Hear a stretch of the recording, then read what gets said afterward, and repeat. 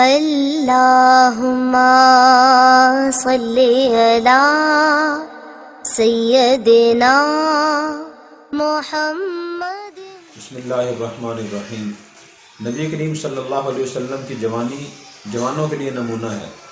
جب آپ صلی اللہ علیہ وسلم کی عمر کچھ زیادہ ہوئی، 14 سال سے زیادہ، 15-16 سال ہوئی، تو آپ صلی اللہ علیہ وسلم نے سوچا کہ میں جس چچا ابو طالب کی زیر کفالت ہوں ان کے مالی حالات اچھے نہیں ہیں، تو پھر آپ کے اندر ذمہ داری کا احساس تھا، ذمہ داری کا احساس پیدا ہوا اور آپ نے سوچا کہ مجھے کچھ کرنا چاہیے۔ چنانچہ آپ صلی اللہ علیہ وسلم نے اہل مکہ کی بکریاں چرانا شروع کر دی۔ بعد میں جب نبی آپ بن گئے، ہجرت فرما گئے، تو پھر آپ نے یہ واقعہ بیان فرمایا۔ آپ نے صحابہ کرام کے سامنے فرمایا کوئی نبی ایسے نہیں گزرے جنہوں نے بکریاں نہ چرائی ہوں، یعنی اللہ کے ہر نبی نے بکریاں چرائی ہیں۔ تو صحابہ نے پوچھا کہ یا رسول اللہ کیا آپ نے بکریاں چرائی ہیں؟ آپ نے فرمایا کہ میں نے بھی چرائی ہیں۔ پھر آپ نے خود واقعہ بیان فرمایا کہ میں اہل مکہ کی بکریاں ان سے مزدوری لے کر اجیاد کے پہاڑوں پر چرایا کرتا تھا، یعنی مزدوری لے کر آپ بکریوں کو لے جایا کرتے تھے، جن کی بکریاں ہوتی ان سے آپ مزدوری لیتے تھے، بکریاں چرا کے لے آتے تھے۔ اللہ کے نبی نے بکریاں اس لیے چرائی تاکہ خود اپنی ضروریات پوری ہو سکیں، اپنے چچا کی کچھ ہیلپ ہو سکے، مالی امداد ہو سکے۔ دوسرا، اللہ تعالیٰ کے نبی ہر نبی نے بکریاں اس لیے چرائی ہیں کہ بکریوں کو چرانا ذرا مشکل کام ہے۔ بکری ذرا شرارتی جانور ہوتا ہے، اس کو کنٹرول کرنا مشکل ہوتا ہے، تو اللہ کے انبیاء علیہ السلام نے امت کو کنٹرول کرنا ہوتا ہے، ان کو رہنمائی کرنی ہوتی ہے، ان کو ساتھ لے کر چلنا ہوتا ہے۔ تو اللہ تعالیٰ بکریاں چروا کر ان کی پریکٹس کراتے ہیں کہ امت کو لے کر کیسے چلنا ہے، اس لیے اللہ کے ہر نبی بکریاں چرائی ہیں۔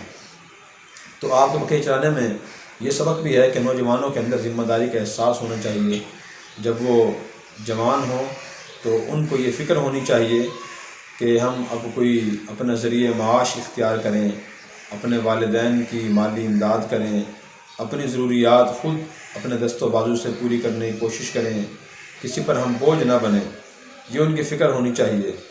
آپ صلی اللہ علیہ وسلم ساری زندگی یہ فکر رہی میں کسی پر بوجھ نہ بنوں۔ اس کے بعد کچھ اور جب آپ بڑے ہوئے تو حضرت خدیجہ رضی اللہ عنہا جو مکہ المکرمہ کی ایک مالدار خاتون تھیں، تو انہوں نے تجارتی کام شروع کیا ہوا تھا، تو آپ صلی اللہ علیہ وسلم ان کا مال تجارت لے کر ان کے ملازم کی حیثیت سے یا پارٹنر کی حیثیت سے ملک شام تشریف لے گئے۔ سادہ خدیجہ غلام بھی تھے تو ملک شام تشریف لے گئے اور آپ اس طرح تجارتی سفر فرمایا آپ نے۔ پھر جب آپ ملک شام سے واپس تشریف لائے تو حضرت خدیجہ پہلے بھی لوگوں کو اپنا مال لے کر بھیجتی تھیں، تو اس مرتبہ جو منافع ہوا وہ منافع پہلے سے بہت زیادہ ہوا۔ حضرت خدیجہ رضی اللہ عنہا آپ کی دیانتداری سے، آپ کے اچھے معاملے سے، آپ کی سچائی سے، آپ کی محنت سے اتنی متاثر ہوئیں کہ انہوں نے آپ کو نکاح کا پیغام بھیج دیا کہ آپ مجھ سے نکاح فرما لیں۔ چنانچہ آپ نے اپنے سرپرستوں سے، چچا سے مشورہ کیا اور انہوں نے بھی یہ کہا کہ آپ نکاح فرما لیں۔ چنانچہ پھر آپ نے خدیجہ سے نکاح فرما لیا۔ اس سے معلوم ہوا کہ جو شخص جو نوجوان ذمہ داری کا احساس کرتا ہے، سچائی، دیانتداری اور محنت سے کام کرتا ہے، اپنے اوقات کو ضائع نہیں کرتا، تو اللہ تبارک و تعالیٰ اسے بڑی کامیابیاں عطا فرماتے ہیں۔ آج کل جوانوں میں، خاص طور پہ بہت سے نوجوانوں میں غفلت، سستی بہت عام ہے، لایعنی فضول کام، مصروفیت ان کا مشغلہ ہے۔ بہت سے والدین اسی وجہ سے بہت پریشان ہوتے ہیں کہ ان اولاد کو ذمہ داری کا احساس نہیں ہے۔ تو آپ صلی اللہ علیہ وسلم کو ذمہ داری کا احساس تھا، بچپن، جوانی اور لڑکپن سارا آپ کسی فکر میں گزرا ہے، کسی پر میں بوجھ نہ بنوں۔ تو نوجوانوں کو بھی آپ صلی اللہ علیہ وسلم کی جوانی سے سبق حاصل کر کے ذمہ داریوں کا احساس کرنا اور اپنا کوئی تعلیمی یا ذریعہ آمدن اختیار کرنا نہایت ضروری ہے۔